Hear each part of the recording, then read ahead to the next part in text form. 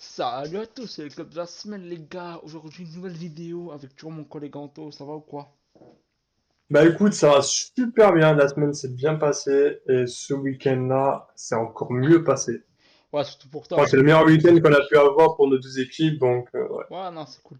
Parce que bon les gars, première vidéo sur le GC Nice, comme on vous a dit dans la précédente vidéo, on va faire des vidéos sur Nice. Bon là, on était obligé parce que c'est vraiment un match historique déjà.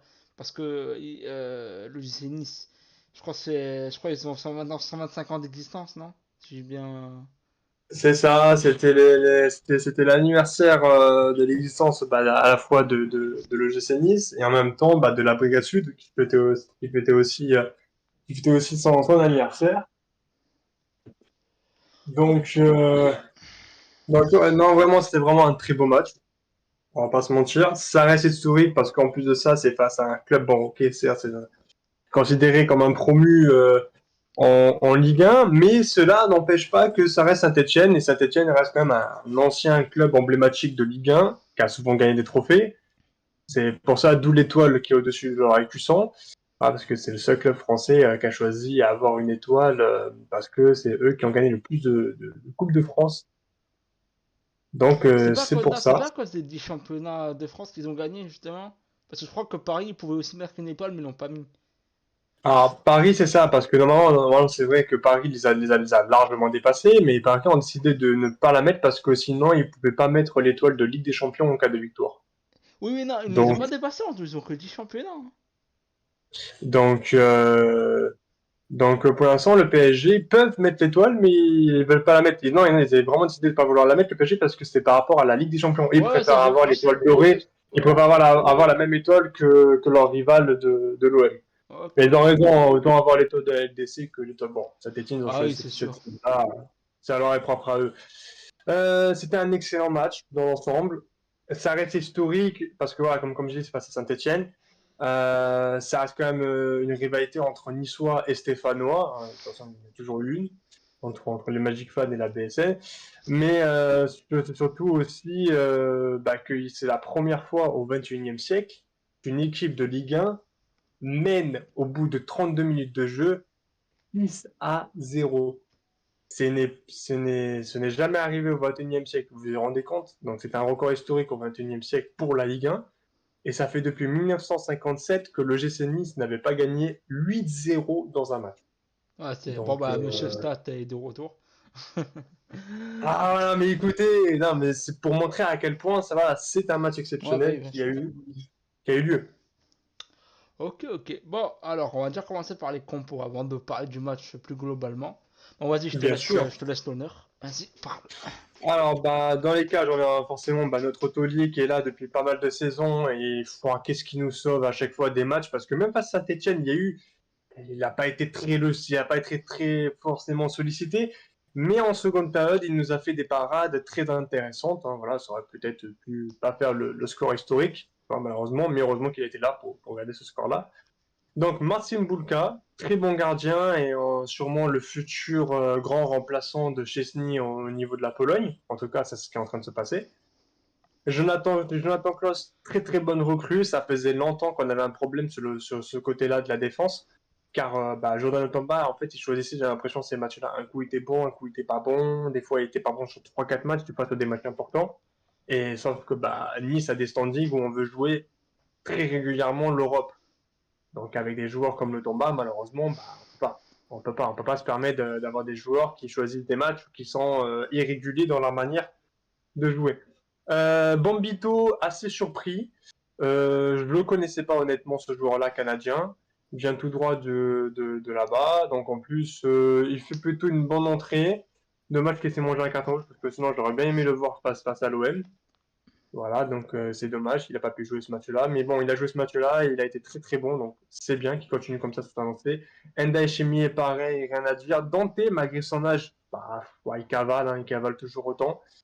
Mais intelligemment, voilà, il sait qu'il va devoir jouer très souvent à la carotte. Voilà, heureusement qu'il l'a par son expérience, donc il encadre assez bien l'équipe. Melvin Bard, quelle sensation ce joueur, vraiment parmi les préférés depuis cette génération-là, le GC Nice. Donc vraiment très très bon joueur, Melvin Bard, qui continue toujours sur sa progression. C'est un cadre ce mec. Rosario, bah, ça fait plaisir, voilà, il fait encore un bon match. Des fois un peu déchet techniquement parlant, mais ça va. Tanguy Ndombele, voilà, beaucoup de joueurs nous disaient, voilà, le mec et tout. Dans le match, il a été bien, ok, face à Saint-Etienne. Voilà, en ce moment, à Nice, il arrive à retrouver un peu des jambes, mais voilà, tirons pas l'alarme tout de suite, ça va. Il peut encore se passer des choses avec ce joueur-là, donc pour l'instant, à surveiller plutôt. Pour l'instant, il est en bonne forme. Juste rajouter un truc Et, sur Dombélé, avant que tu passes à un autre joueur. Bah, déjà, il a bien mis un sûr, vrai but, mais en fait, il a mis un beau but, hein. là où t'as raison, c'est qu'un Dombélé, le problème, c'est que généralement, il débute très bien avec ses clubs, mais après, surtout à Nice, bah, nous on connaît, mais Nice, c'est très facile de trouver des fast-food. En plus, Mourinho l'a même dit. À un moment, Dombélé était revenu en surpoids, il était pas très sérieux, surtout, je crois qu'il était en Turquie à un moment. Il est signé, je sais plus dans quel club turc. Mais à un moment, il était venu avec 2-3 kilos en trop. Il avait mangé beaucoup de fast-food, Eh ben, c'est pour ça. etc. Et c'est pour ça que bon, faut pas s'enflammer, mais bon, c'est quand même un bon début, t'en marques Voilà, un but. on s'enflamme pas, mais déjà son match face à l'OM, il a été très très fort au niveau de l'attaque. La preuve, c'est lui qui nous perçait les défenses de l'OM très facilement. Voilà, mais face à Saint-Etienne, il a beaucoup servi en attaque et ça, c'est surtout grâce aussi à Klos, Melvin Bard et surtout aussi, je vais y arriver bientôt, mais un autre joueur en attaque qui a fait vraiment un vrai show. Donc Tanguy Ndombele, pour l'instant, on peut pas trop s'enflammer. Voilà, on le laisse tranquille, on le laisse travailler. Pour l'instant, à Nice, ça se passe bien.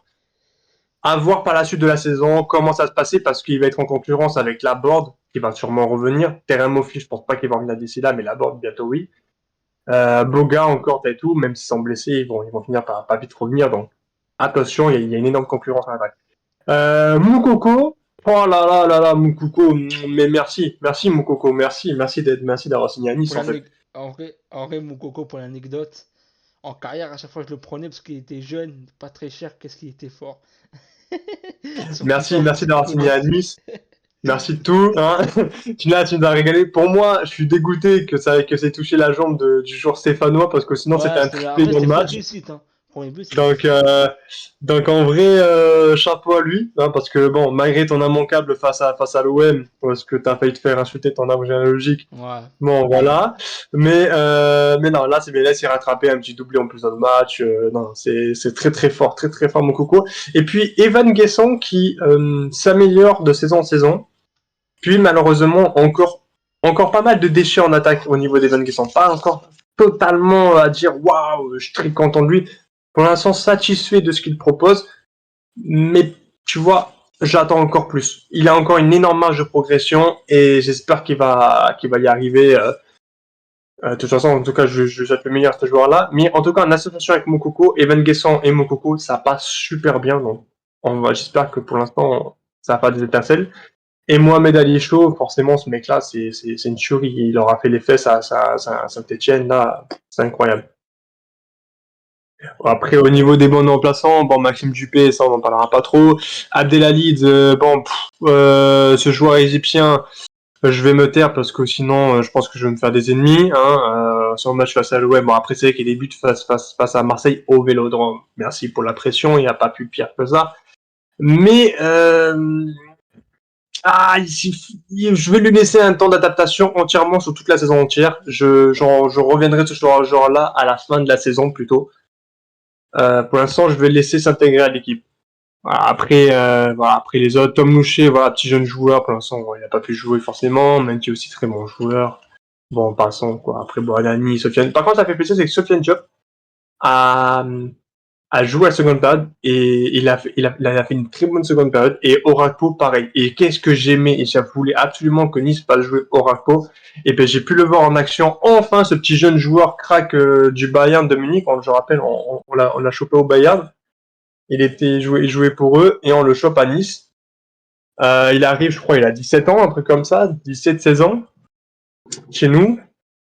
Donc là, ça fait plaisir. On a pu enfin le voir jouer vraiment.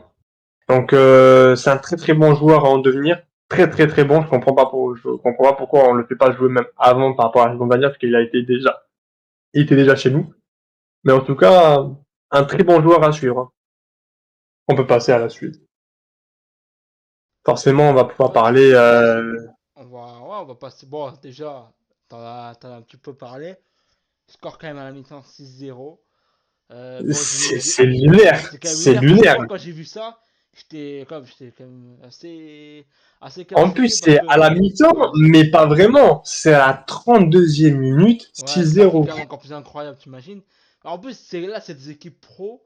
Là, parce que moi, Paris avait déjà mis un 8-0 contre Dijon, si vous vous rappelez.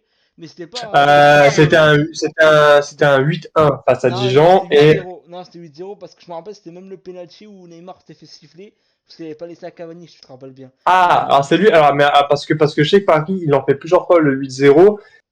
C'est Alors, rare quand bah, même celui qu'il face à marque Dijon autant. et t'en as un autre aussi. Bah, bref, on s'écarte du sujet. Mais non, en vrai de vrai, c'est choquant parce que c'est quand même deux équipes pro. En Ligue 1, c'est très très rare. Surtout que là, Nice, c'est pas comme si Paris à ce moment-là, ils avaient Neymar, ils avaient Mbappé, bref, ils avaient une équipe de fou. Et Dijon, c'était le promu à l'époque. Mais là, on va dire que Nice, c'est le début du projet avec Frank Hayes. Il commence à restructurer l'équipe, commence à recruter de nouveaux joueurs. En plus, je crois ça, il y avait des bons circuits de balles, je trouvais. Et en fait, l'équipe, Ben ouais, ça joue mieux, ça ouais, joue se voit. collectif. Ils sont assez à l'aise. Déjà, ça joue moins la baballe derrière et ça fait plaisir. Ça joue plus Ils en le font encore de collectif. temps en temps, c'est un peu chiant, mais bon, ils le font beaucoup moins et ça commence à faire plaisir, donc ça c'est pas mal. Après, voilà, 6-0 au bout de la 30e minute de jeu. Moi, j'aimerais bien avoir une image en particulier, s'il vous plaît. Bon, Euh, alors, bon. cette image-là, on est obligé de la montrer Alors moi, parce le que en montage n'était vrai, pas très bien fait, j'ai essayé de faire au mieux. Alors, je vais juste m'expliquer d'abord, après ce sera à ton tour. Pour le coup, pour l'anecdote, entre guillemets, on est en train de préparer la vidéo. Et Anto m'a chauffé, me dit, est-ce que t'es chaud de mettre cette image avec un petit montage, avec, si vous avez la ref, avec comment ça s'appelle? Le truc, à la base, je voulais mettre le truc Wanted. Bon, malheureusement, j'ai pas pu le mettre, mais c'est la prime pour ceux qui ont la ref de One Piece. Donc là, en vrai de vrai, c'est quand même lunaire. Les supporters stéphanois ont quitté le parcage après 39 minutes. Moi, personnellement, j'ai mon avis, c'est compréhensible. Déjà, tu te déplaces, c'est Saint-Etienne, Nice, c'est quand même pas à la porte à côté. Tu te déplaces pour ton club. ah, En si, plus, en vrai, si, c'est par ouais, rapport mais à quand dire. même, Oui, ça fait quand même 3-4 heures oui. de route. Franchement, j'ai envie de te dire que c'est quand même fatigant. Moi qui ai déjà fait des voyages, c'est fatigant. En plus, Au tu moins, ils te se sont dis. pas tapés les bouchons, c'est bien. Bref, amis stéphanois, n'hésitez pas à liker si vous Ne vous voulez. inquiétez pas, en vrai, les Stéphanois, en vrai, c'est compréhensible. Je pense que, Ouais, moi, moi personnellement, comme il vient de j'avais dire envie qu'ils nous prennent mon collègue 6-0, Seth, ciao. c'est ça, au bout de 39 minutes de jeu, en plus, on le voit bien. En plus, c'est dommage parce que Saint-Etienne, c'est un peuple, voilà, c'est un peu un peuple comme Marseille, où vraiment, il lâche rien. On a pu le voir quand ils étaient en Ligue 2. Ouais. Le stade était très, très souvent rempli, très bien Ouais, ils avaient une rempli. grosse ambiance, hein. Que ce soit à l'extérieur comme à domicile en Ligue 2, ils étaient présents. Donc ça prouve bien que voilà, c'est des supporters qui sont amoureux de leur club.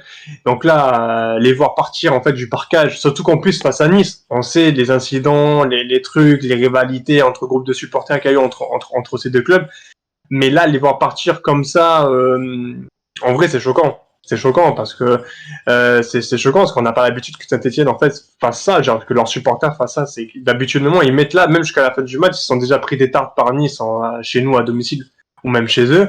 Ouais, des Ils sont 4-1. jamais partis. Est-ce que tu te souviens des 4-1? Ouais, avec Atem Ben Arfa Ah, qui le leur but qui leur qu'il a avait dribblé mis. Oh là là. même les gars. Mais Ah, bon, ce que je veux dire, c'est que c'est comme à Marseille, tu vois, c'est des supporters que chaque week-end, voilà, c'est l'équipe à perdre, ils vont faire la gueule, quoi. Donc, pour moi, c'est un peu triste cette image-là en vrai. En tant que supporter niçois, fanatique, tout ce que vous voulez, mais je trouve ça un peu triste pour eux. Après, on va pas se mentir, hein, ça fait plaisir, tu vois. Ça. Moi, je suis d'accord. Moi, je suis en mode, moi, c'est que après tout, ce n'est qu'un au revoir, les gars. On se reverra chez vous. Sûrement avec un 10-0, voilà, bon. ah, je pense pas quand même pas. Faut pas Non, déconner. je pense pas. Non, en vrai, je pense pas. Je pense que là, ça a été. Euh, En toute honnêteté, j'avais vu le match de Lille-Saint-Etienne et quand j'ai vu Saint-Etienne jouer face à Nice, sincèrement, les joueurs, ils étaient en slow régime. Ils étaient, ça se voyait qu'ils étaient fatigués, qu'ils en pouvaient plus et certains de leurs joueurs très limités. Quand par exemple, tu as des joueurs niçois, ça courait, ils faisaient genre ils couraient, et ben t'as des Stéphanois, alors t'avais des jeunes Stéphanois, ils couraient, mais devaient courir plus pour attraper juste un niçois. T'imagines donc. je pense que au niveau des gens, de la condition physique, je pense que dans l'ensemble de l'équipe, il y en a, ils sont vraiment pas prêts encore au niveau de Ligue 1. Ils ont fait un excellent match, une belle victoire face à Lille, mais je crois que ça a été, ils peuvent pas rééditer ce genre d'exploit à chaque fois. Je pense que face à Nice, ils auraient dû jouer bloc bas, plus resserré, et nous bloquer nos joueurs ou nos contre-attaques. Bref, ils auraient dû essayer de trouver quelque chose. Là où est-ce qu'on est fébrile, nous, à Nice, c'est quand tu nous prends dans l'axe et dans le dos. C'est là où est-ce qu'on est plus fébrile. Et malheureusement, je trouve qu'en attaque, ils n'ont pas été intelligents. Quand on voyait de la contre-attaque des fois de Saint-Etienne, elle se faisait stopper, mais assez trop, beaucoup trop facilement à mon goût. Ouais, Je veux pas critiquer Dante, c'est qu'en plus, c'est un joueur que j'aime énormément. J'ai pu le rencontrer même dans la vraie vie, ce joueur-là. C'est un amour, j'ai pu discuter en rapide et tout avec lui. C'est un joueur exceptionnel, humainement parlant, ça et tout. Mais on- il a quand même de l'âge. Vous avez des joueurs très jeunes à Saint-Etienne. Vous aurez pu le prendre de vitesse, mais 1 milliard de fois. Et malheureusement, ils n'ont pas profité aussi de cette faille-là. Même s'il joue très intelligemment de sa façon de jouer de Dante, mais comme une fois, ça aurait pu passer. Mais bon, malheureusement, ouais. pour eux, c'est pas passé. Ce qui est un peu dommage. De toute façon, c'est que le début de la saison. Ce n'est pas fini pour Saint-Etienne. Voilà. On rassure un peu les Oui, Stéphanois. parce qu'on est là à Voilà. célébrer un petit peu, on voulait mettre cette image pour rigoler, mais en vrai, oui, c'est que le début, donc tranquille. Non, c'est vraiment pas fini. J'ai entendu parler, même sur les réseaux aussi, il y en a beaucoup de supporters de Saint-Etienne qui demandent déjà la démission du coach. Moi, je vous Il dis vient d'arracher personnellement, tailler. de faire démissionner votre coach maintenant, ça vous servira à rien. Ouais, bah oui. Y a pas de... Autant qu'il essaie déjà de trouver une tactique avec les jeunes qu'il a, tenter de quelque chose, tant bien que mal. Voilà, objectif, je pense, pour Saint-Etienne cette saison, c'est de rester en Ligue 1. On va pas se mentir, je pense que c'est tout ce qu'ils visent. D'un côté, ce serait compréhensible. Et puis, parce que là, Saint-Etienne, ça va pas être facile pour eux, parce que si Nice est capable de faire ses 0 en 32 minutes, ça va être quoi quand ils vont affronter Marseille, Paris ou Lyon? En plus, les Lyonnais, le derby lyonnais, oh, j'espère qu'ils auront la fin, parce que là, s'ils se prennent un 7-0 ou soyons fous, un nouveau 8-0 face à Lyon, je sais pas comment la pilule risque de passer du côté stéphanois. Parce que là, nous, là, on parle de Nice, forcément, mais quand ça va être un autre club, vu comment Nice a joué, Ouais. soit ils apprennent de leurs erreurs et ils perdront que des matchs avec des petits scores, mais bon, ça va faire perdre des points au classement. Soit malheureusement, ça serait dommage. Mais bon. En tout cas, du côté de l'OGC Nice, rien trop d'autre à dire, à part quelques petits déchets au niveau tactique de temps en temps. Franck Hez a été plutôt très très bon depuis le début de cette saison. Voilà. On a eu des petits problèmes au niveau offensif, au niveau des premiers matchs. Ça nous a coûté pas mal de points déjà, ce qui n'est pas bon pour nous. Mais comme on dit, la saison elle vient à peine d'être lancée, donc c'est pas encore fini. Prochainement, Nice va affronter son match, va faire son entrée en Coupe d'Europe avec l'Olympique Lyonnais. Donc ces deux équipes-là françaises seront forcément à suivre. Ouais. On en parlera dans un zapping au passage de Nice et de Ouais, Lyon, zapping ça nous spécial intéressera. européen, en fait. Ça sera mieux. Voilà, voilà. On va aussi parler aussi des zappings au niveau de la Ligue des Champions. Ne vous inquiétez pas, Ouais, ça bah, aussi. on fera vraiment un petit condensé des deux. Voilà. Ça va être Donc bien. ça voilà. Donc je pense que ça a été un bon match pour préparer les joueurs Ouais. face à la Real Sociedad. Je pense que c'est là où on verra le vrai match de C'est comment ça, Nice c'est va un se vrai match, là. comporter. Ça va être un vrai match. La Real Sociedad ne rigole surtout pas, eux. Donc, eux, c'est une action devant la cage. Ça rentre, 50% de chance que ça rentre. En plus, on Voilà, les a donc, joués, nous, le Real, on les a joués, franchement, ils sont durs, hein. ah ouais, non, franchement, j'ai vu le match là. Non, ils sont vrais. Ça va être compliqué. Je pense qu'on a tout dit. Je pense qu'on a fait le Ouais, tour. je pense que ouais. Donc, bon. Je pense que dans l'ensemble, Nice était très très bon. Voilà, on a surclassé Saint-Etienne. Un petit mot pour la fin? Ouais, donc, les gars, comme on vous a dit, n'hésitez pas à vous abonner, surtout liker. Ça nous aide vraiment énormément pour le référencement. Donc, les gars, likez, commentez, partagez. Donc, dites-nous, surtout en commentaire, ce que vous avez pensé du match. Donc, ça peut être intéressant de voir vos avis. Et comme on vous a dit, continuez à nous abonner pour nous donner de la force pour qu'on continue à faire des vidéos. Donc on est vraiment là très très motivé à faire de nouvelles vidéos. Ça va vraiment bombarder entre guillemets. Donc voilà. Donc les gars, moi je vous dis à la prochaine. Ciao ciao. Ciao!